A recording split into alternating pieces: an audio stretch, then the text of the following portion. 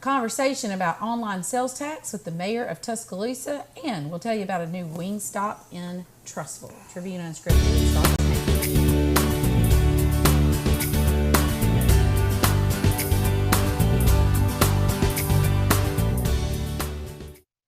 Everybody, thanks for joining us this Thursday for Tribune Unscripted. I'm Brannon Dawkins with Tribune Digital Media, here with Scott Buttram, publisher of the Trussville Tribune. And we know that everybody's kind of getting ready to wrap up schedules and things like that for Christmas, but just a lot of news to talk about today, and so we want to cover those things well.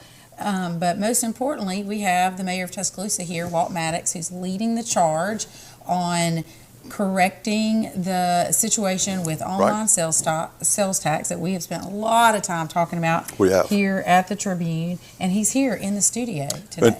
We're tickled to have the mayor here. The city of Tuscaloosa has kind of led the fight on behalf of cities for and I'll let the mayor explain it, but really just a revision of the online sales tax, also known as SSUT. And I'm really proud of our audience. We have been talking about this going back to the summer and the municipal elections. And as it kind of started coming back up again a couple of weeks ago, the comments on our social media have been outstanding, and I gotta give a lot of credit to our audience for getting serious about this and studying it. People really gotten engaged in the conversation, want to understand how it affects their city. Just to give you a little, just a summary of where we are too. Cities are starting to kind of come out and say which side of the issue they're on. Trussville, back before Mayor Ben Short was in, voted to support the side that Mayor Maddox is leading, saying, hey, they're supporting the Tuscaloosa we need these changes. But now we're starting to see different things happen in our Well, we've seen a couple of cities come out and side at the urging of their county commission, have sided with the state. There's questions about there's questions, I think, among our audience about what does all this really mean, and how does it play out. I don't want to waste any more time in getting to Walt, because I think he can explain stuff that maybe we couldn't articulate as well as we'd like to. Mayor Maddox, thanks so much for joining us today. We really appreciate you being here. Oh, I'm honored. Thank you for having me. Where would you like to start? Well, Mayor, let's just start with the basics. I know you've made presentations to mayors and council members from across Alabama, because several from our area have made the trek down to Tuscaloosa to see your presentation. I'd like to just kind of turn it over to you. You know what kind of time limits you've got, but more importantly, I think you can simplify it for our audience in a way that maybe Brandon and I have struggled with a little bit. Well, it is a complicated issue, and that's why for the last 9 years, the city of Tuscaloosa, really in the city of Mobile, started this journey. Sandy Stimson, the former mayor of Mobile, who just retired from office, and we started this journey because of the simple premise is that people pay sales taxes for services. And when you pay internet sales tax, people in communities like Trussville, who's losing well over $4 million a year in sales taxes that are generated right here in this community, are missing out. So what does that mean? If I'm in the city of Tuscaloosa and I spend $100 at Publix, the city of Tuscaloosa gets $3.57, and because we have a county tax with a share of it going to our city schools get 60 cents. But if I use Uber Eats or DoorDash for the same $100 of groceries, the city gets 8 pennies, by the way, from the same location, same employees, same goods. The city of Tuscaloosa gets 8 pennies, and our school system gets nothing. That is why we have taken the action we have over the last 9 years, and unfortunately we're to the point where we had to file litigation because there are severe legal flaws with SSUT, which is the internet sales tax. Mayor, we've said early on, and I think you would be the first to say that, the system as it is right now is really inherently unfair to cities already, just because of the disbursement percentages. That's my view. Maybe I should put it that way. That's my opinion. But we also knew this is going to affect different cities in different ways. Can you give us an idea of anything you've seen in terms of trending, what type cities may benefit more from a change, and what cities may be fine with what it is? What are you seeing there in general terms? Well, and let me start by saying this. The Alabama Department of Revenue, ADOR, could resolve or could provide every municipality in every county in Alabama how much they benefit under SSUT and how much they would benefit under what's called destination sourcing. In other words, you pay the sales taxes in the location that you receive the package. They have steadfastly refused over 9 years to do so. In fact, have been backed by the Alabama County Commission Association in not releasing the data. To me, that's a problem. I mean, I think acknowledging and understanding would be a good place to start. They have fought that measure. So, the city of Tuscaloosa, along with other cities throughout Alabama, have created different methodologies to try to understand and estimate the impact. A few things that we've discovered over nearly a decade of research. One, if your population is over 10,000, regardless of what your local sales tax rate is, you're likely losing money under SSUT. If you are 5,000 and above and you have a local sales tax rate of 3.5% to 4% or higher, you're likely losing under SSUT. And when I say local sales tax rate, let me give you a Tuscaloosa example. Our sales tax rate is overall 10%, but the city gets 3% of that. So Trussville, I didn't do the research before I got here. Unfortunately, I was on the phone most of the time. I suspect your sales tax rate is 3 or 4%. So it's 4%. So you have a 4% local sales tax, you have a 4% state tax, and then the county has a rate that's on top of that. So when we talk about local, I'm talking about that municipal tax rate that municipality receives. But if your sales tax is above 4% and your population is above 10,000, you're likely losing under SSUT. So, and then like we've talked about too, in the past, we're in the same situation or similar with Tuscaloosa where our school system's getting nothing. Right. So, Right. Trussville gives a penny to the Trussville City School System, and they've always done that. When they added that penny, it was for the system. But it comes to the city, and then I believe, if I'm correct, it comes to the city, then they cut it back to the school system.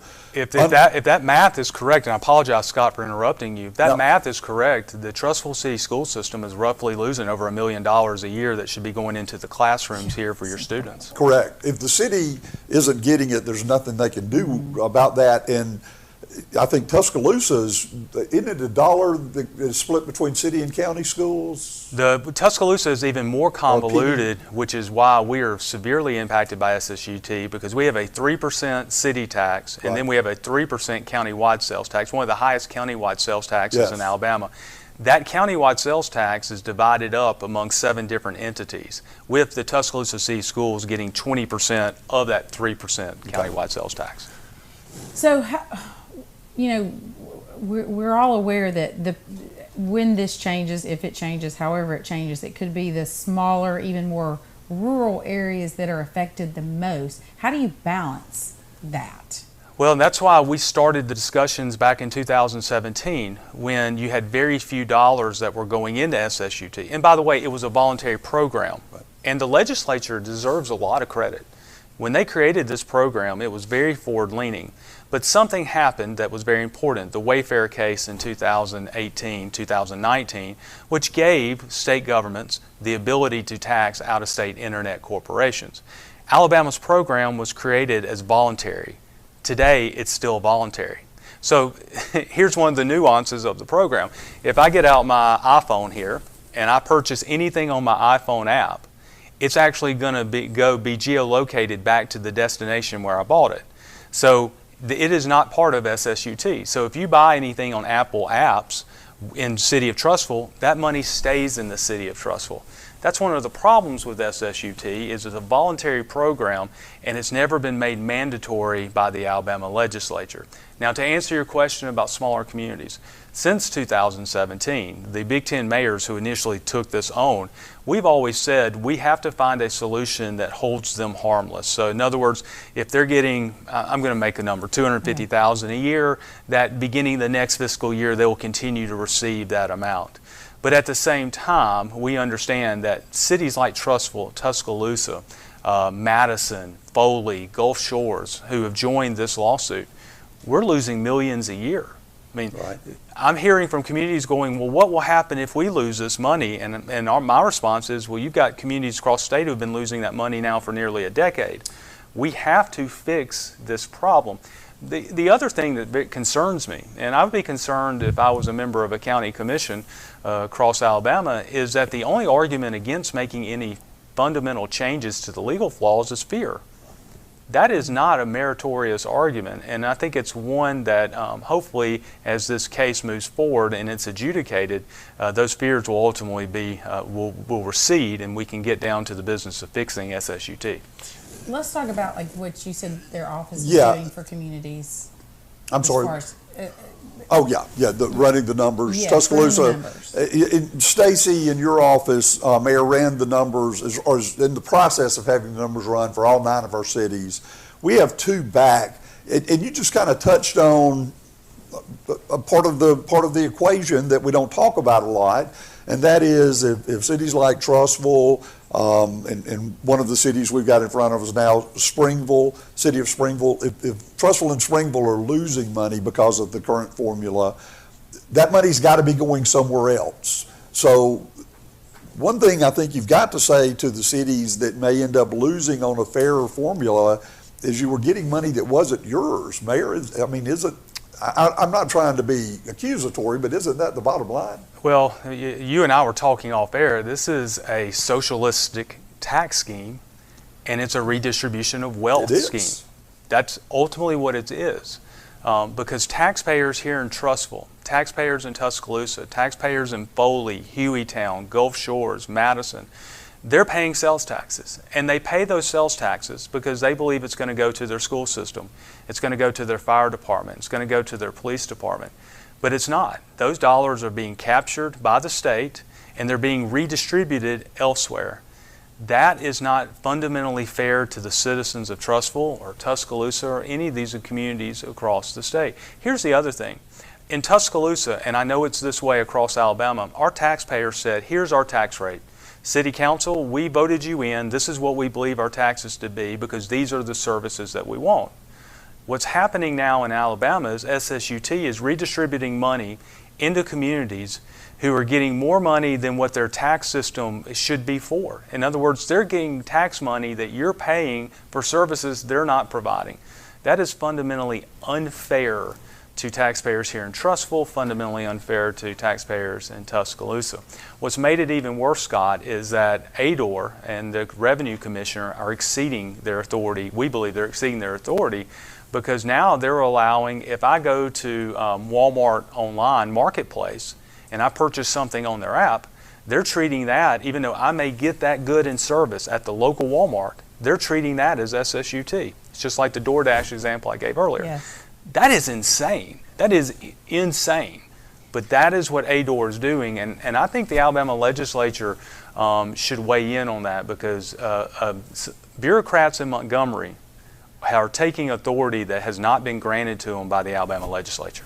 You know, Scott was telling you, Mayor Maddox, how we discussed this all summer during our political forums, and that, like, through discussing it, that is what we all started to understand that we really didn't understand. For those of us like me, I've said several times on the show, that do exactly what you just said. I pick up, and, you know, at Sam's and Trussville, Target and Trussville, a lot of my money is spent doing that, and all of that is going through SSUT, and I had no idea until we got into the weeds with it this summer. You should never left the Trussville city limits. You assumed, exactly. You ordered it. And I have 3 kids in the school system. And and that's where I wanted to go, Walt, and ask you.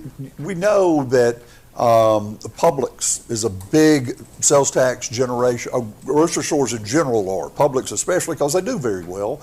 But we're hearing that if you ordered your groceries online and pick them up at the curb, that was kicked into the online bucket, not purchased in, not a brick and mortar purchase in Trussville. Is that correct? Our research has shown that is correct. And then I sometimes laugh when ADOR refers to this as simplified seller's use tax. It's not simplified at all. Right. There are different rules within the same community who are trying to apply 2 different tax structures. Again, it doesn't make sense. But I also want to touch on something real quick because we tend to talk about this is larger cities like Trussville or Tuscaloosa, but this also impacts communities like Thomasville, Alabama. If many of you are familiar, down in Clark County, down Highway 43, they're a city of about 5,000 to 6,000 people. They have a Walmart. That Walmart is what pays the bills. It's what makes Thomasville City School System great. It's what keeps that community vibrant and what Mayor Sheldon Day is doing down there. Now, ADOR has basically told Mayor Day that your Walmart, if people use online purchasing apps, even though they're getting goods at that Walmart, that you no longer get the taxes. Right. Right. How is that fair to small cities like Jackson, Alabama, and Thomasville, Alabama, and Atmore, Alabama, where that Walmart is everything, and now ADOR is gutting them? So this is more than just a big city issue. This is going to impact 131 cities in Alabama who have Walmarts. It very much is. One of the cities that Stacy has sent our information back for, or sent the information back to us for, was Springville. I think that's about 7,000 people, but they got a Walmart. Mm-hmm. We've got Leeds and Moody, about 10,000 people each. Moody's got a Publix. Leeds has the Bass Pro Shop, for goodness sakes. I mean, and the Walmart. Yeah, and the Walmart. So I'm glad you're making this point, Mayor, because I do think some of our cities who may not have looked at the numbers, again, I keep assuming they have, but if they haven't looked at the numbers, they may not realize really who they are in this online game.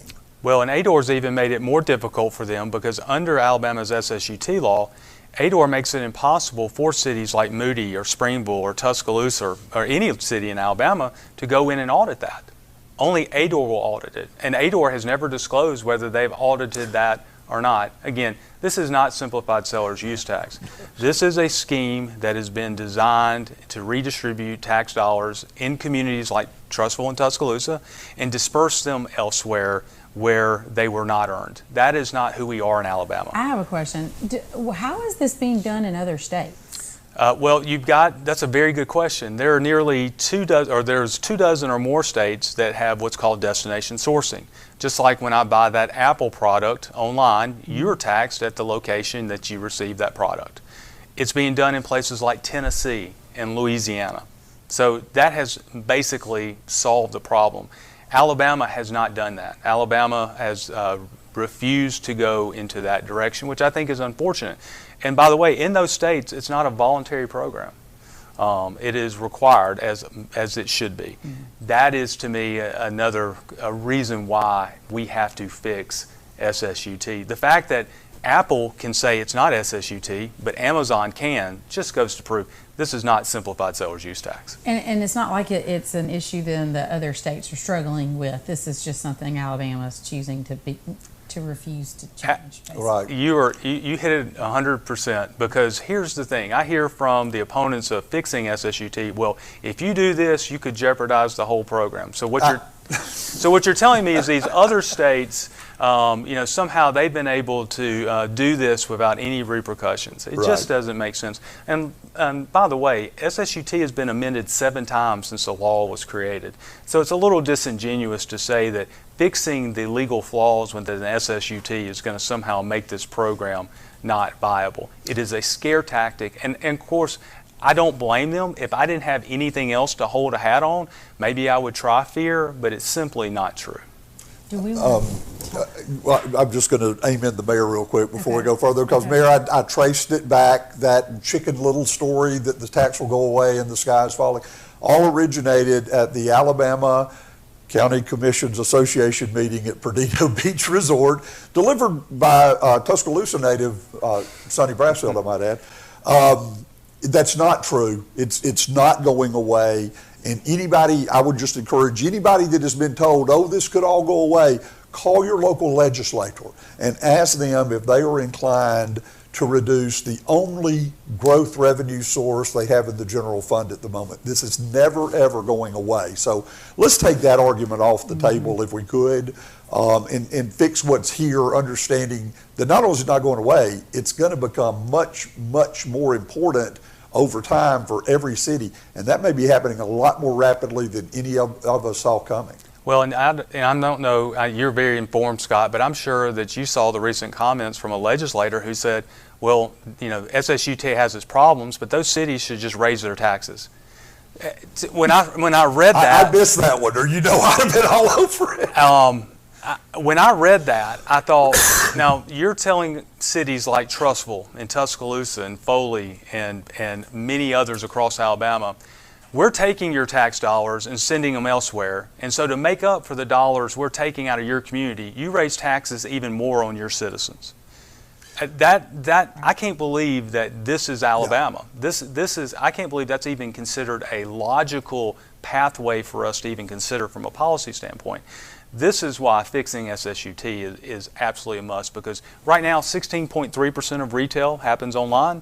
That number is going to continue to increase. Last night, my family and I were, Steph and Eli and I were watching a Christmas movie, and there were DoorDash ads, not about just food, going to Best Buy, going to Walmart, going to Target to get those last-minute Christmas purchases.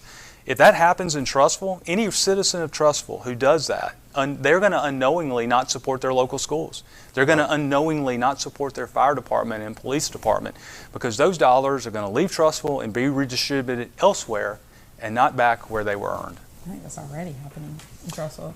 Do you want to talk about Centerpoint? Yeah, and Mayor, we'll make this the last thing, unless you, and I'm going to give you the floor to close after we talk about this. You've got to get back to Tuscaloosa for another meeting, but we have in front of us, and I don't know if you've seen the numbers.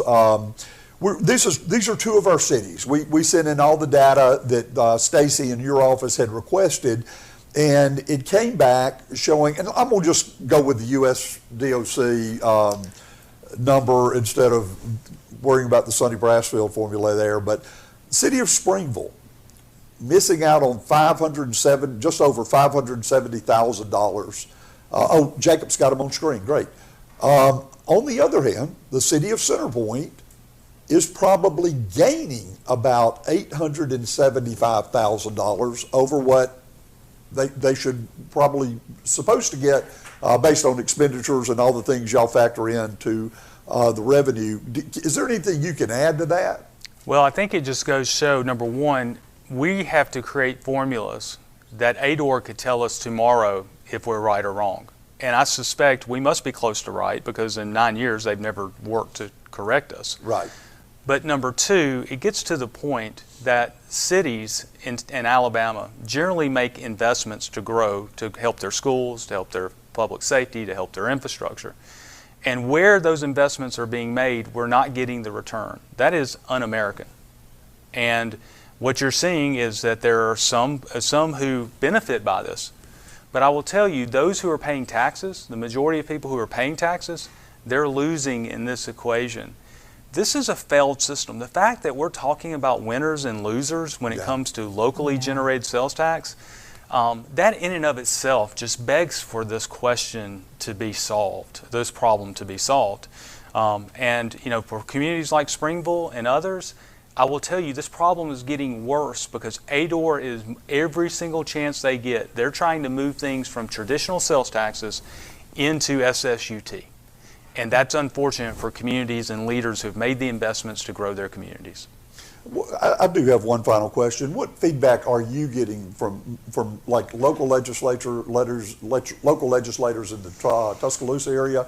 And have you talked to any in our area, Shay Shelnut, Danny Garrett, any of those guys up here? I haven't had any direct conversations with anyone in your delegation, but the city's delegation has been fantastic to work with. And frankly, I've heard positive comments across the state.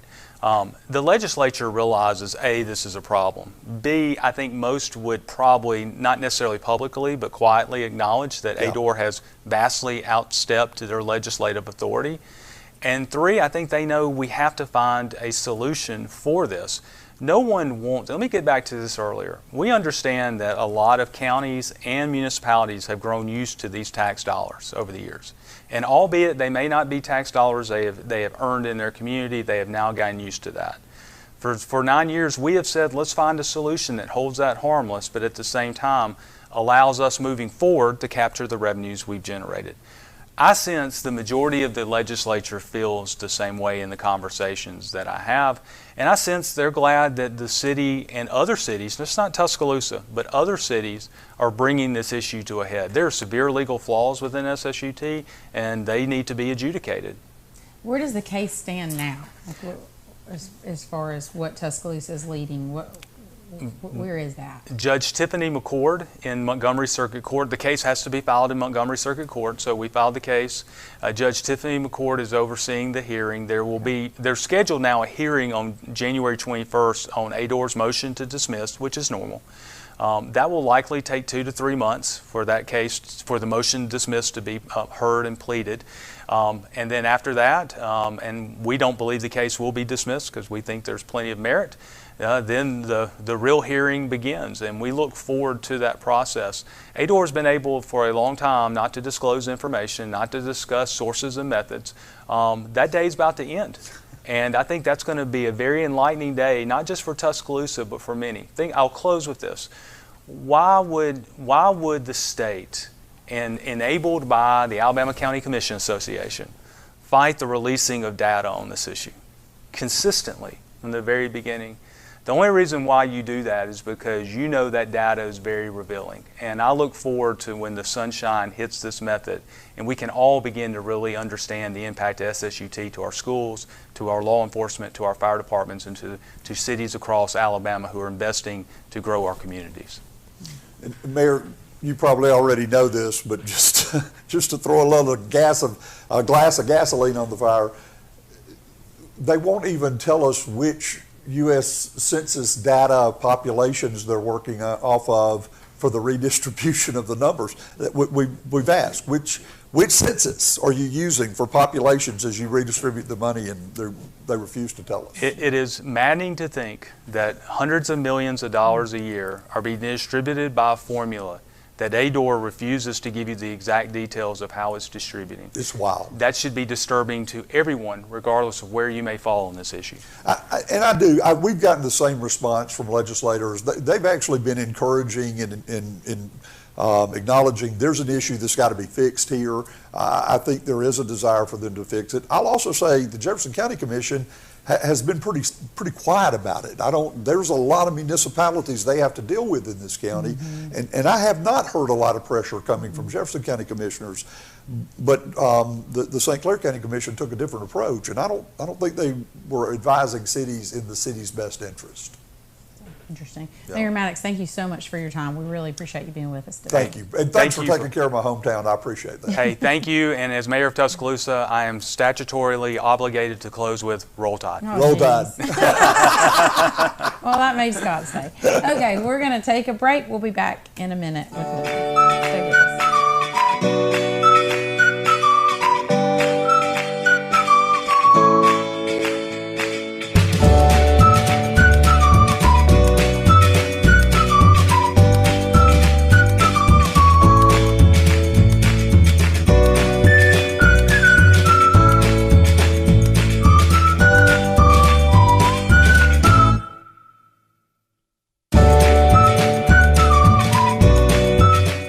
Have you been to Discount Warehouse lately? New electronics, brand name makeup, and bedding arrive daily.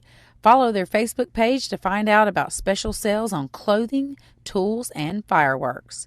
Discount Warehouse, where you will never pay.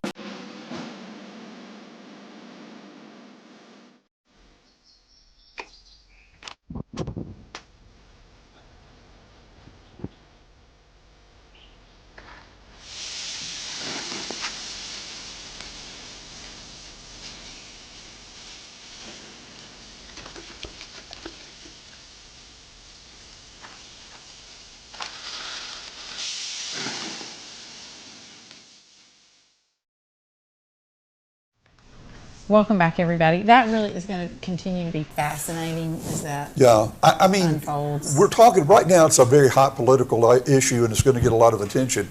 The most important thing that I want to share with our viewers is this is affecting you. Maybe good, maybe bad, but it is affecting you in the community where you were raising your family, and it is going to get bigger every single year for the rest of your life. Okay, and if that sounds like I'm overstating it, I'm sorry, but that's reality. That's why you keep hearing us hammer on it, because at some point this is going to be bigger possibly than brick and mortar revenues for cities.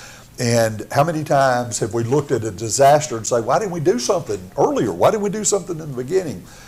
We're pretty far into this, but we're not too far, and this could still be made better for our cities. And we're going to stay on top of it.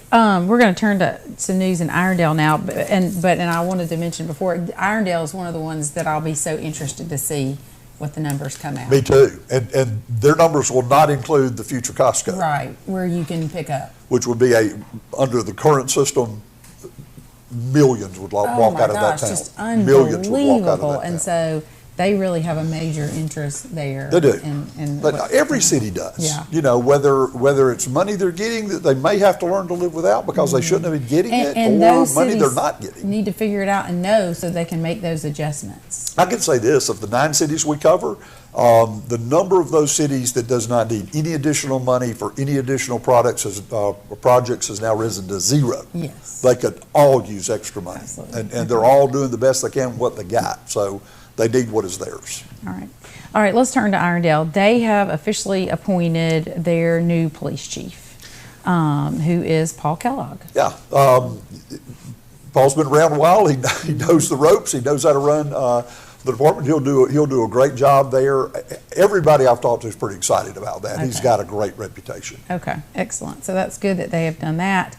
And then also, they had their first ever, I thought this was a neat picture in the paper, so I love that they had their first, hosted their first menorah lighting event. Yeah. So I thought that was really neat. Yeah, I did too. I loved it. Was really excited that Jacob picked up on that, went out and covered that, especially in the time that the times we're living in now. Yes. I'm really proud of that event, proud that it's happening in the Tribune coverage area over in Irondale.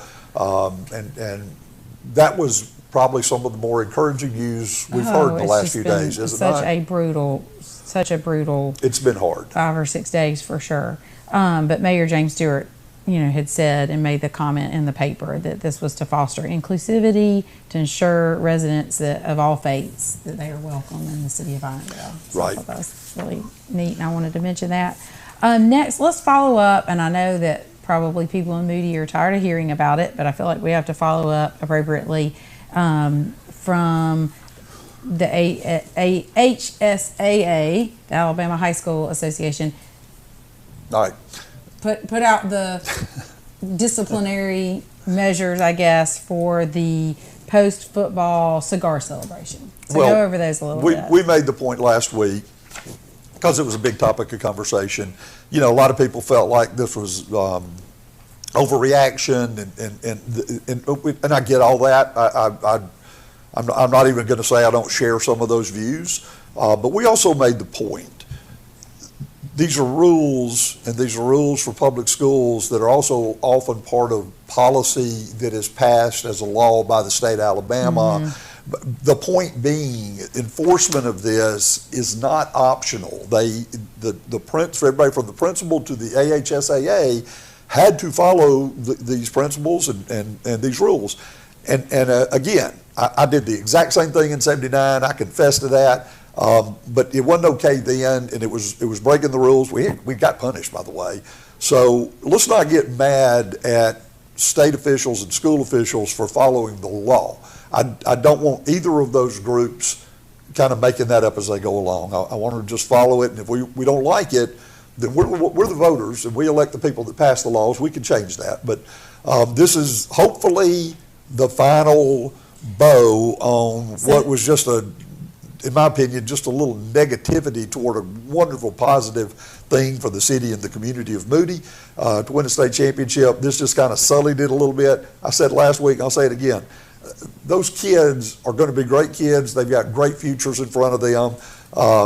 It shouldn't affect the way anybody looks at them going forward, but school officials and state officials had to do what they had to do as well. Yeah, because it definitely was a bad choice. It was a bad choice. It was a bad choice. Listen, there were adults involved in that choice, which makes it an even worse choice. That was a bad choice. So but hopefully it's behind us now. Yeah, so but you didn't say what the disciplinary measures were. So they're on probation. Yeah. So, and they won't, the coaches and the school, right, if I'm saying that correctly, won't participate in the spring football jamboree, fall football jamboree, no first regular season game. They can't participate in that. But am I reading that correctly? Any players involved who no longer have remaining eligibility, meaning they've graduated, there's a monetary fine. Yeah. They have to pay $250? Well, the school has to pay it for each player that does not have eligibility left and can't serve the suspension. The school will have to pay the fine for that. And if you or a coach or a player and you move to another school, you will still have to serve that term at the other school. Just like the head coach has gone to Pell City. Jake Gaines will not coach his first game at Pell City next season. Or he'll coach his first game, but it'll be the second one Pell City plays. Yep. So that's just the way that goes, and it applies to the assistant coaches involved as well. Okay. All right, let's talk about the a very successful Trussville Christmas parade last Saturday. Always a really great event, but there was an incident. We knew something had happened, you and I, because the parade stopped in front of us. We live streamed the parade, and the parade came to a stop for about 10 minutes. Yeah, long enough stop. for Joe Knight to come off of his truck that he was on, and he walked up and down and handed out candy. Long enough for that to happen. Yeah. Like, we really we knew something had happened. An eight-year-old girl, it sounds like her foot she was on a float. I was told her shoestrings kind of got caught up in the tire, and her foot got injured. She went to Children's. They were not serious injuries. Right. But the reason we wanted to mention it too is because for the first time, and something similar happened to somebody. We had a foot run over parade before one time. Yes, where somebody's foot got caught in the tire. But also, it was weird because for the first time ever, we saw people on Highway 11 come off the curb and stand in the street, and that's never. We've been doing this parade for it freaked us out. Long time. It's never happened before. Like, we've never seen that before. The far and side. And people let their kids run in between the floats. That's right. People run in between floats, picking up. So it'll be interesting to see how that's addressed next year. It caught us off guard. It really did. We looked up, what's happening? And we were taken aback by how many people. Virtually everybody had moved into the street from the other curb, other side of the street. Across from us. That's never happened before. I don't know what caused that, because everybody's always stayed on the curb pretty much. Yeah. Now you might have the kids reaching in the gutter and picking up a piece, but they're not. And that section of Highway 11 is closed, but still. But some of the people driving the floats can't actually see the road. No. I mean, they've got people telling them, stay straight, stay straight. And even crazy. if they do, because of the flow, they may not have the line of vision they would typically have. And we did. There were kids running between the floats directly in front of you and I. And we said when the pause started, we hope everybody's okay. this isn't a problem, because we're seeing people for the first time ever running in and out of the parade. And that's what it turned out to be. Okay. Somebody got hurt. Interesting. Okay. Hey, we're going to push our break to the end of the show, if that's okay. We're going to keep going. Is everybody good with that? Okay. Let's talk about the next thing I wanted to mention. Now we're good news. Good news from here on out. Yeah. So State Representative Danny Garrett, Senator Shay Shelnut helped secure a grant that will kind of be part of the Trussville Greenway pedestrian access. Actually, I think it's already done. Well, see, I thought it was too. Yeah, it was a strange place to pose for the photo. I just didn't know. I was like, are they adding something? As I dug more, I may be wrong, but as I dug into the story, I think it's exactly what you and I thought it was. It's a sidewalk down McCahaban that goes down to Eleanor's Bridge. Yes, yes, and there's new sidewalk that runs up the side of Cherokee as well. Okay. Well, maybe that's part of it as well, but I think that's what this was. Okay. And we talked about this on the show. Well, my guess is needed, and it was a great thing. Yeah, it was needed. It was a great thing, and Ralph was kind of helped move. He was kind of the spur that pushed that along. My gut feeling is maybe Danny and Shay just had a chance to get a picture made with one of their giant checks, and they're not going to pass on an opportunity. And we want to acknowledge it, because we didn't, when we talked about it before, we really didn't have the information on exactly where the grant money came from or anything like that. So we're glad and Ralph got out there and raised the money for this. And we've talked before. This was just a really positive thing in our view. It was really much needed. It was really needed to go alongside Cherokee. Absolutely, absolutely. So proud to see it. And I'll pick on Danny and Shay a little bit, but honestly, and I think Dan Roberts may have even been involved, but it is important to bring that money back to our community, because it's going to go to somebody else's community if it doesn't. So thank you for that, because that's one of those areas that was really needed. Glad to have it. And then also we do have a new wing place, because I put this in here. This is one of my favorite places in the world. And there's one of these on 280, and I know it's pretty darn popular. There's one in Fort Wayne. Oh, well, of course, there's. Okay. And so there's a new wing stop in Trussville. I thought this was up by the Publix, but It is. It is? It is. It's where, was it Wings to Go? What was But that doesn't look like. Well, Maybe that's just the another signage location. is, I think, is lightening up a little bit. But it's where the previous wing place was. Next to Okay. Munoz. Two doors, I think next door to Munoz, two doors down from Wingstop. Munoz. Great. I just, huge fan of Wingstop. In my opinion, those are the best traditional wings I've had. I knew that you liked those. Mango habanero. I would like that. Yeah, well, I just like traditional. But you'd like boring. I like all the different flavors. Yeah, they've got all the fruit stuff too. You'd be happy. So if you're a wings fan, just know that that's up and going.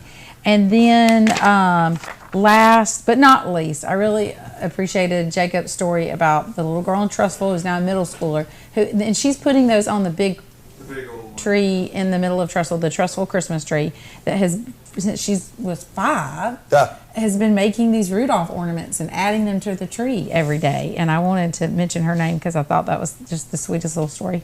And I think that's neat when a kid just feels motivated to do things like that. Maggie Kate Riley, who now in middle school still makes a special ornament and hangs it on the tree. Everybody has their own Christmas traditions. Yes. I love it. I think this is a great story, and I loved hearing about it. And I laughed too this year because, you know, we always love the mystery of the Charlie Brown tree on North Chalkville. And, you know, now this year we have this wonderful wide double lane road that goes through there. There was the Charlie Brown tree. I was excited to see it go back. Adjusted in location. Yeah, kind of back to it's close to its original. Yeah. Because it was put right next to my yard last year. Yes. And a lot of people reached out. Oh, you're the one. And I'm like, no, I'm not the one. I'm not sure how many of them believed me, but I was telling all of them the truth. I'm not the guy. I never have been the guy. But I'm glad to see it go back over there. So now people will not think I'm lying to them. I'm not. And you notice it immediately when you come it's a neat thing. It's always right there. So kudos to people. I don't know who started do the it, things to bring a little extra Christmas joy. I think it's one of the neat things, that we do around here. I like that. Speaking of Christmas, it is next Thursday, which means we won't be here next Thursday. But we are going to do a show in between Christmas and New Year's, because New Year's is on Thursday too. So there will be a Tribune Unscripted. I don't think we know exactly which day yet. We're leaning toward Monday or Tuesday, but the point, there will not be one next Thursday. We won't do one next week. We'll take Christmas week off, and then we'll, as you mentioned, between Christmas and New Year's, we'll slide one in. All right. So we do hope everybody has a Merry Christmas, and we will see you after. Well, but before we get away, I just want to mention one other thing. We've had a lot of readers out there over this SSUT stuff who have been sending me emails, text messages, just bringing helpful information to the table. I shared all of that stuff with Mayor Maddox as well. I'm gonna forward a lot of these emails to him, where they're just seeing different sales tax amounts charged. Sometimes on purchases online, sometimes on purchases they went in to buy but then had to be ordered. And so we're seeing a lot of I don't know what to call it other than debris floating around in this story. And so we're trying to forward all of that information to the correct parties so they can inquire and ask why is it doing this way, this. But I want to thank y'all for your involvement, for sending us that information, and we're sharing it with the appropriate parties. And we'll continue to stay on the story. I wouldn't do it, you wouldn't do it if we didn't think this is really important to the future of our communities. Important. Yep, absolutely. Okay. We will have a wonderful rest of the week and weekend, and Merry Christmas. We'll see you soon. Merry Christmas. I'm Drew Lawley, General Manager at Courtesy Buick GMC. Come see us at Courtesy, where we have over 300 vehicles to choose from, including GMCs, Buicks, and certified pre-owned vehicles. Come see us at Courtesy, or check us out at courtesybirmingham.com. Proud supporter of our area high school teams. If you don't have a will, trust, or some kind of estate plan, you're leaving your loved ones with a lot of headaches. Probate fees and tax issues bring stress to your family while they grieve your loss. Cahaba Law Group is here to protect them and give you reassurance that your hard-earned money and assets are not lost to bureaucratic mayhem. They can help you create the ideal estate plan. If you're currently in probate, Cahaba Law Group can help assist you there too. Plus, they can handle more than just probate. They can serve you in just about any legal matter. Begin now by scheduling a consultation at cahabalaw.net.